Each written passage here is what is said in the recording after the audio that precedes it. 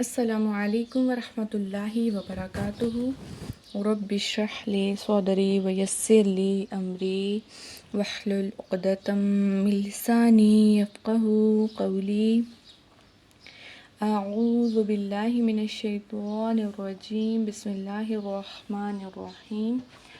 آج انشاءاللہ تعالی لیسن نمبر 45 میں ہم پڑھیں گے نون ساکنہ اور تنوین کا دوسرا قاعدہ۔ آج ہم ادغام کے بارے میں پڑھیں گے۔ ادغام کا مطلب ہے دو حروف کو ملا کر ایک کر دینا، پہلے حرف کو دوسرے حرف کے ساتھ مکس کر دینا۔ جب نون ساکن اور تنوین کے بعد حروف یرملون میں سے کوئی حرف آ جائے تو وہاں ادغام ہوگا۔ اب سوچنے کی بات یہ ہے کہ یہ حروف یرملون کیا ہیں۔ حروف یرملون 6 ہیں، ٹھیک ہے۔ یہاں پہ آپ دیکھ سکتے ہیں یا، را، میم، لام، واو اور نون، ٹھیک ہے۔ تو آپ نے جب یہ یاد کر لینا ہے حروف یرملون تو آپ کو خود بخود یہ یاد ہو جائیں گے، یا، را، میم، لام، واو اور نون، یرملون ان کا مجموعہ ہے۔ اب ادغام بھی دو طرح کا ہوتا ہے، ٹھیک ہے۔ ایک ادغام ہوتا ہے غنہ کے ساتھ اور دوسرا ادغام ہوتا ہے بغیر غنہ کے ساتھ۔ اب ہم نے کرنا کیا ہے کہ یہاں پہ جو ہمارے پاس لیٹرس ہیں ان میں سے ہم نے یہ دیکھنا ہے کہ کس پہ ہم نے غنہ کرنا ہے، کس پہ نہیں کرنا۔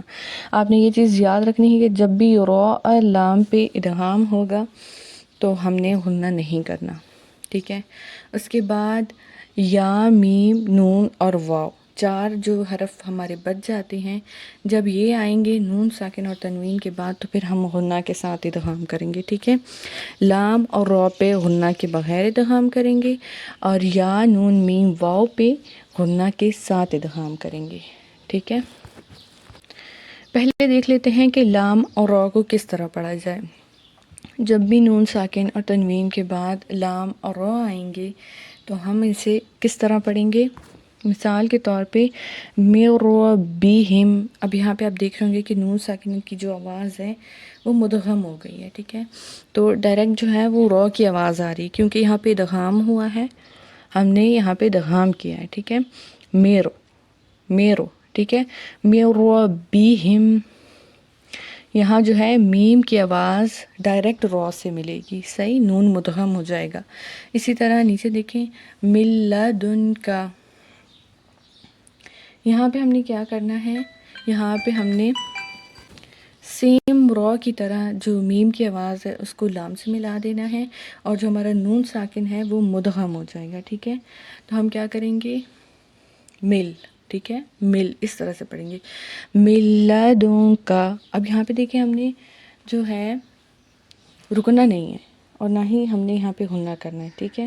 جلدی سے پڑھنا ہے من لدنک، یہاں میم کی آواز لام میں ملائیں گے، ٹھیک ہے، لام میں مدغم ہو جائے گی۔ اسی طرح یہاں پہ ہم دیکھتے ہیں کہ تو یہاں پہ ہم دیکھ سکتے ہیں کہ ہمیں جو مثالیں مل رہی ہیں وہ ہے یا کی، نون کی اور میم کی۔ اسی طرح اگر واو بھی آ جائے تو پھر بھی غنہ ہوگا۔ میں پڑھ کے دکھاتی ہوں آپ کو، من یقول من نبی من ماء۔ تو آپ نے حروف یرملون کو اس طرح یاد رکھنا ہے، یرملون، یا، را، میم، لام، واو اور نون، یہ ہے مجموعہ جس کی وجہ سے یہ لفظ یاد کرنا بہت آسان ہو جاتے ہیں اور پھر ہمیں یاد بھی رہتے ہیں۔ تو سمپل سا قاعدہ ہے ادغام کا۔ ادغام کی 2 اقسام ہیں، غنہ کے ساتھ اور بغیر غنہ کے۔ غنہ کب ہوگا، جب نون ساکن اور تنوین کے بعد یا، میم، نون، واو ہو، اور غنہ کب نہیں ہوگا، جب لام اور را ہوگا، ٹھیک ہے۔ السلام علیکم ورحمۃ اللہ وبرکاتہ۔ مزید ہم پریکٹس کریں گے۔ بسم اللہ الرحمن الرحیم۔